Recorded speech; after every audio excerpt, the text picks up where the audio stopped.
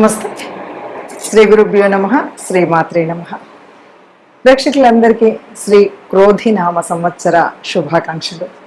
కొత్త సంవత్సరం తెలుగువారికి, ముఖ్యంగా హిందువులకి కొత్త సంవత్సరం అనగానే మనకి ఆనందోత్సాహాలతో, కొత్త ఆశలతో, కొంగొత్త ఊహలతో ఈ సంవత్సర కాలం అంతా మనం ఎలా ఉండాలి, ఎలా ఉంటే బాగుంటుంది అని ఆశలన్నీ కూడా ఒక చోట కుప్పబోసి ఆ ఆశల.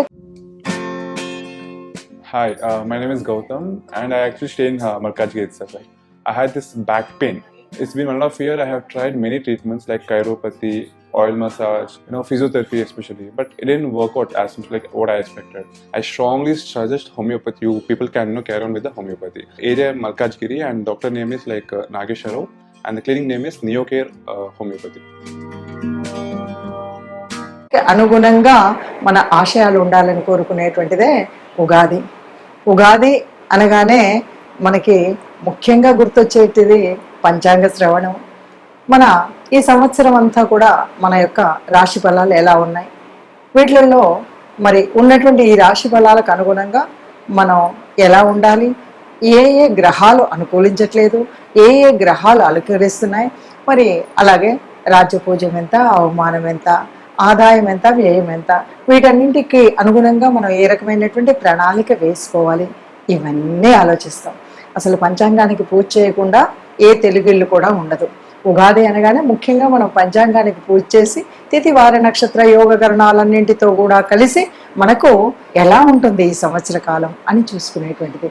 అందులో భాగంగా మనం ప్రతి మాసం చెప్పుకునేటువంటి మాస ఫలితాలు కానీ, పక్ష ఫలితాలు కానీ, అలాగే ఈ సంవత్సర కాలం క్రోధి నామ సంవత్సరంలో ఒక్కొక్క రాశి వారికి ఎలా ఉంటుంది అంటే ఇది పూర్తిగా యాజ్ ఇట్ ఈజ్గా ఇలాగే ఉంటుంది అన్నది కాకపోయినా మనకి గ్రహాల యొక్క గమనాన్ని బట్టి ఇది ఎంతవరకు మనకి ఈ సంవత్సర కాలం ఎలా ఉంటుంది, రాబోయే ప్రమాదాలేంటి, వచ్చేటువంటి అదృష్టాలేంటి, వ్యాపారం కానీ, ఉద్యోగం కానీ, సంతానం కానీ, అన్ని విషయాల్లో మనకి ఎలా ఉంటుందో చెప్పేటువంటి.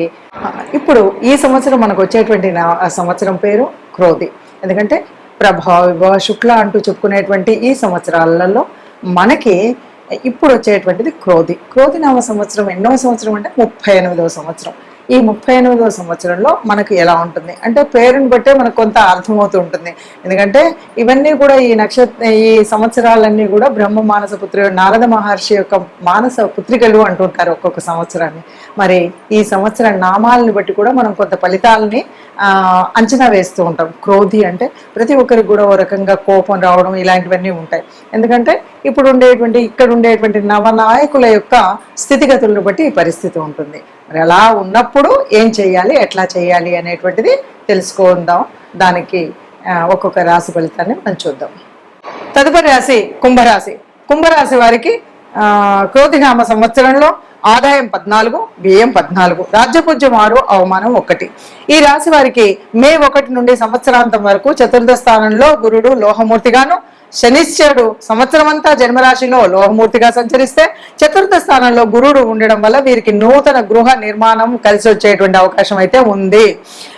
కఠోర పరిశ్రమ చేసి ధన సంపాదిస్తారు, ఆర్థిక స్థిరత్వం సాధిస్తారు. ఉద్యోగస్తుల విషయంలో స్థాన మార్పు బదిలీలు అయితే తప్పవు. ఇంటికి స్నేహితులు మరియు కుటుంబానికి దూరంగా నివసించేటువంటి పరిస్థితి మనకు కలిసి అంటే అనుకోకుండా అలాంటి పరిస్థితి అయితే వస్తుంది. ఓ రకమైనటువంటి దీనత్వంతో అంటే కొంచెం ఇది మిశ్రమ ఫలితాలనే చెప్పాలి. అనుకున్నట్టుగా ఉండకుండా ఉద్యోగస్తులకు స్థాన మార్పు వల్ల పని ఒత్తిడి అనుభవించేటువంటి పరిస్థితి వస్తుంది. యోగాభ్యాసం, ఆధ్యాత్మికత చింతనతో కాలక్షేపం చేసే వారికి చేసి కొంతవరకు జీవనాన్ని ఒడిదుడుకుల నుండి సరిచేసుకునేటువంటి పరిస్థితి అధిగమించవచ్చు. సంపాదన, ధన వ్యయం 2 సమపాలనలో ఉంటాయి. ఎంత వస్తే అంత ఖర్చు పెట్టడం. మీ బంధువులు మరియు కుటుంబ సభ్యులతో స్నేహపూర్వకంగా ఉండడానికి మీరు తప్పనిసరిగా ప్రయత్నం చేయాలి. ఆస్తి పంపకాలు, ఆర్థిక వ్యవస్థల్లో సంయమనం పాటించాలి తప్పనిసరిగా. ఇలాంటివి ఏమన్నా ఉంటే కూడా ప్రస్తుతానికి వాయిదా వేస్తే అది చాలా మంచిది. ఆర్థిక సమతుల్యాన్ని సాధించడానికి దుబారా ఖర్చులను తగ్గించుకోవాలి. అట్లాగే విందులు, వినోదాల్లో స్వీయ నియంత్రణ మీకు మీరే పెట్టుకోవాలి. అట్లాగే ప్రయాణాల్లో, మార్గాల్లో ఎన్నో అవరోధాలు రావచ్చు. వీటి నుండి అప్రమత్తంగా ఉండి తగినటువంటి ప్రణాళిక సిద్ధం చేసుకుంటే బాగుంటుంది. తల్లితో మీ సంబంధం కూడా దెబ్బతింటుంది కాబట్టి జాగ్రత్తగా ఉండండి.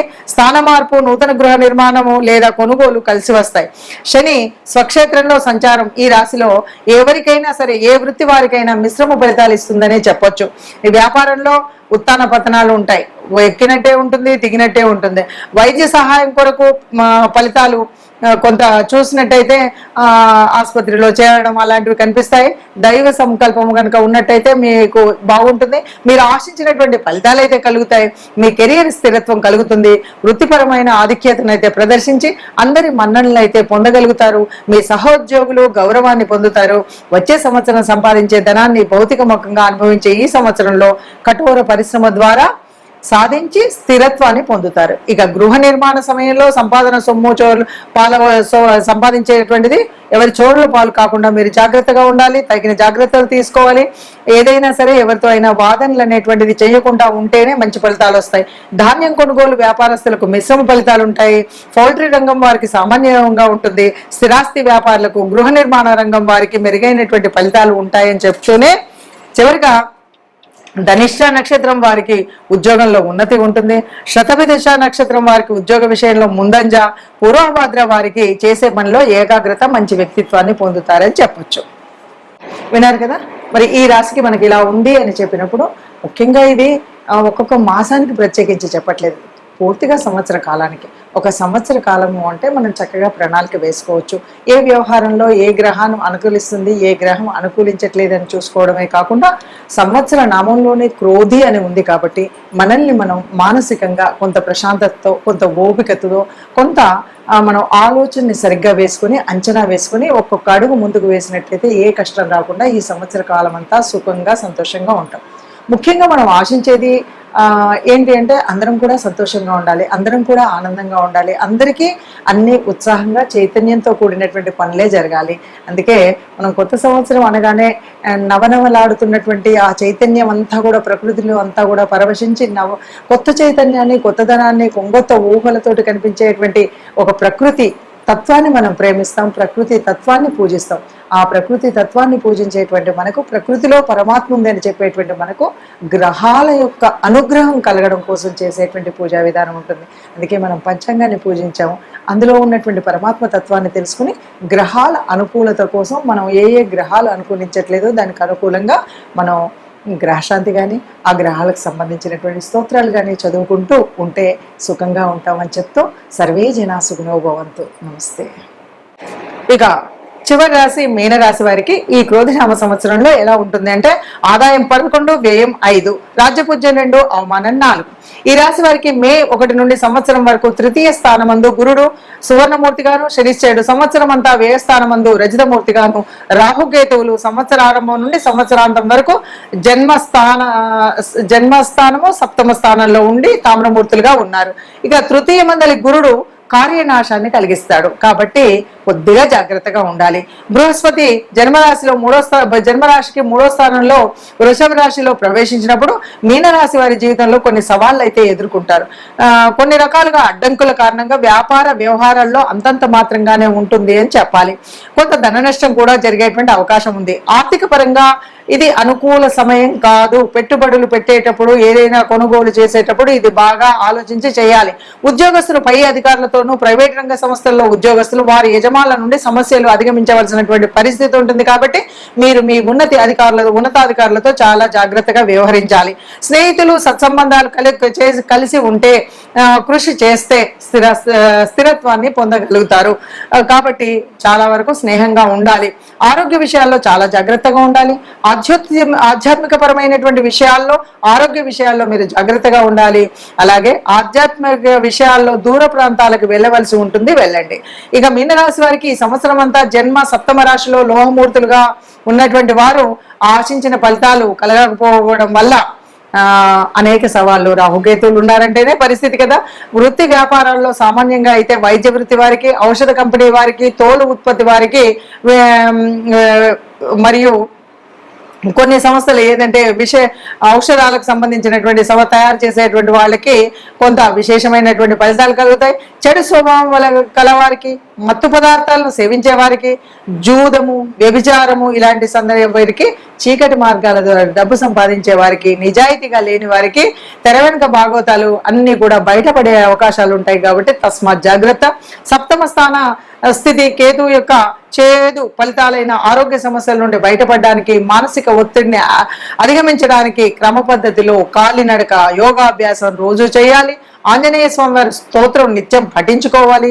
అట్లాగే ఏదైనా దుష్ఫలితాలు ఉండకుండా ఉండాలి అంటే ఈ తప్పనిసరిగా చేస్తూనే మీరు వైవాహిక జీవితంలో కూడా చాలా అన్యోన్యతతో కూడి గందరగోళాలు లేకుండా ఉంటుంది అలా చేసినట్టయితే. కాబట్టి ఆర్థిక సమతుల్యతను కాపాడుకుంటూ మీ ఖర్చులను మీరే తగ్గించుకొని అలా ఉన్నట్టయితే బాగుంటుంది. ఇక చివరిగా పూర్వభద్ర వారు అందరి మన్నలను అయితే పొందగలుగుతారు. ఉత్తరాభద్ర వారు చాలా వరకు సత్కర్మాచరణ చేసేవారుగా ఉంటారు. ఇక రేవతి నక్షత్రం వారు దాతృత్వం కలిగి స్థిరమైనటువంటి ఆలోచనలు కలిగి ఉంటారు అని చెప్పొచ్చు.